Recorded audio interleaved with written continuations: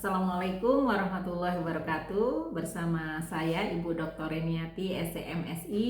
Hari ini kita akan membahas materi yang sedang current issues ya, di bidang perilaku organisasi, yaitu tentang work-life balance ya. Jadi kenapa kita bahas, karena memang work-life balance ini sangat penting ya di dalam menjaga iklim organisasi tetap memiliki kinerja yang tinggi. Nah, baik teman-teman, apa itu work-life balance atau kalau biasa kita sebut sebagai keseimbangan kehidupan kerja ya. Materi ini tentunya sangat menarik, terutama untuk para mahasiswa S1 dan juga mahasiswa S2, terutama yang dari jurusan manajemen. Baik, pertama saya ingin menyampaikan dulu apa itu definisi keseimbangan kehidupan kerja atau work-life balance ya. Jadi work-life balance ini merupakan faktor penting ya, karena dapat mempengaruhi kinerja dan produktivitas individu di dalam organisasi ya. Jadi work-life balance juga merupakan keseimbangan antara ya tuntutan pekerjaan dan kehidupan seorang individu. Itu menurut Lockwood ya, tahun 2005. Sehingga work-life balance ini umumnya memang dikaitkan ya dengan keseimbangan atau mempertahankan segala aspek yang ada di dalam kehidupan manusia. Nah, jadi ada dua tadi ya, tuntutan kehidupan kerja dan juga kehidupan seorang individu. Sehingga memang di awal bisa disimpulkan nih, kalau work-life balance ini merupakan suatu bentuk keseimbangan yang terjadi dalam kehidupan seseorang ya, di mana mereka tidak melupakan tugas dan kewajibannya di dalam bekerja dan juga tidak mengabaikan segala aspek dalam kehidupan pribadinya. Oke, teman-teman semua, sebenarnya komponen work-life balance itu apa aja? Yang pertama itu adalah time atau waktu. Nah, ini meliputi banyaknya waktu yang digunakan oleh seorang pekerja dibandingkan dengan waktu yang dia gunakan untuk aktivitas di luar kerja. Jadi antara waktu dia bekerja berapa jam, misalnya 8 jam ya. Nah, berarti di luar jam kerja kan ada 16 jam ya, dari 24 jam yang ada di kita. Nah, apakah dia mampu menyeimbangkan antara waktu kerja dengan waktu di luar jam kerja? Apalagi sekarang kan era digital ya, dimana kita bisa work from home, kemudian work from anywhere. Nah, bagaimana nih keseimbangan kita di dalam bekerja dan di luar pekerjaan? Kemudian yang kedua adalah komponen work-life balance selain waktu atau time adalah perilaku. Nah, perilaku ini adalah tindakan untuk mencapai tujuan yang diinginkan. Jadi ketika kita mau menyeimbangkan antara kerja dengan kehidupan pribadi kita, perilaku kita harus bagaimana? Nah, ini berdasarkan keyakinan seseorang bahwa dia mampu nih mencapai apa yang dia inginkan ya. Maunya seperti apa dalam pekerjaan, dia harus sukses, dalam tujuan pribadi juga harus sukses tentunya. Dan yang ketiga adalah ketegangan ya, atau strain ya. Karena di dalam kehidupan saat ini tentunya tekanan, kecemasan ya, kemudian kita kadang-kadang sulit mempertahankan atensi atau fokus ya, dan juga aktivitas pribadi kita nih. Jadi ada tekanan-tekanan, stres-stres kerja maupun stres pribadi yang bisa juga berdampak kepada konflik ya. Nah, ini komponen yang mempengaruhi work-life balance. Yang keempat adalah energi. Nah, energi ini adalah yang digunakan untuk mencapai tujuan yang kita harapkan ya.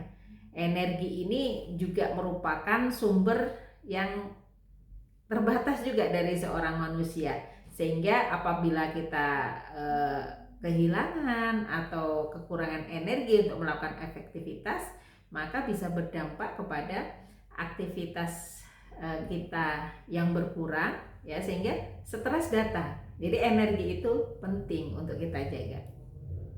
Nah itu ya teman-teman sekalian, definisi work life balance dan juga tadi komponen-komponen work life balance.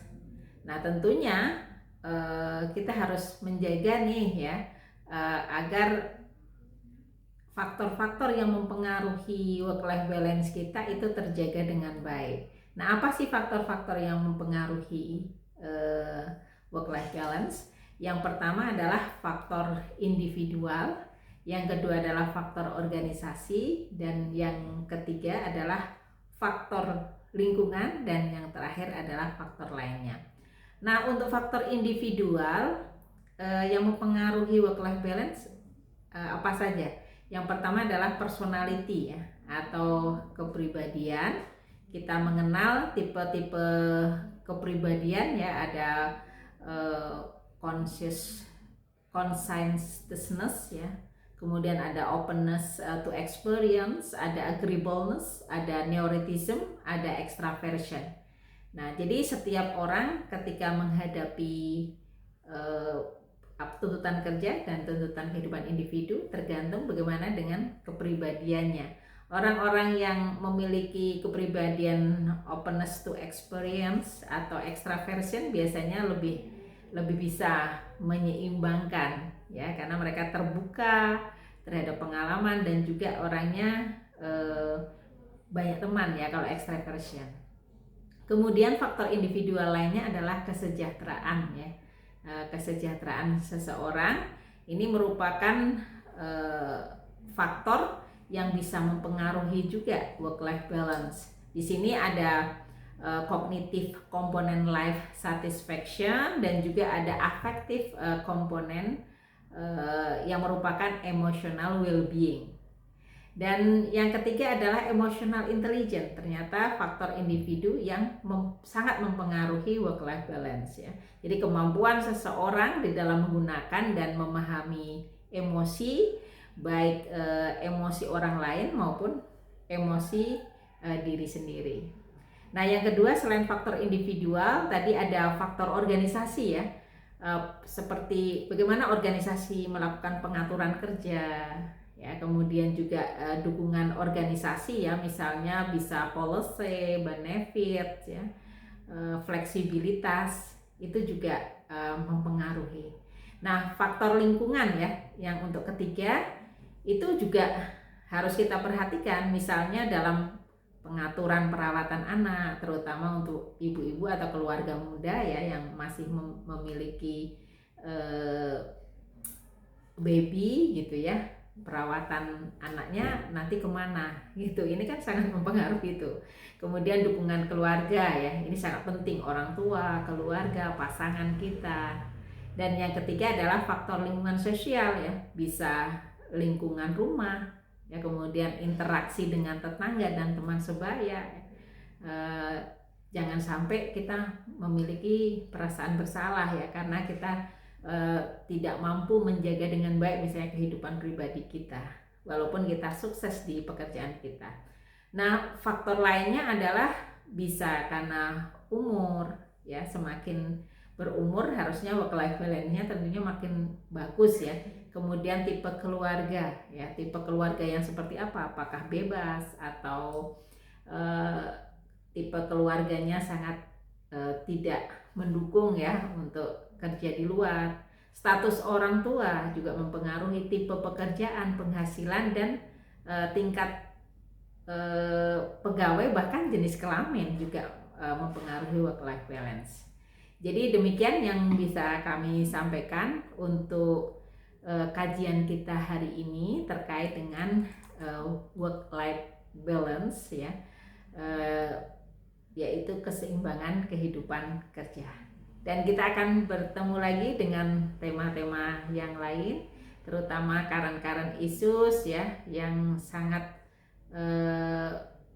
sangat penting untuk memberikan insight kepada kita semua di dalam menjaga organisasi, iklim organisasi tetap produktif dan memiliki kinerja yang lebih baik. Demikian untuk teman-teman yang membutuhkan PPT-nya, tentunya nanti bisa kami siapkan ya, karena PPT-nya juga sudah ada untuk mempelajari lebih mendalam lagi. Terima kasih. Assalamualaikum warahmatullahi wabarakatuh.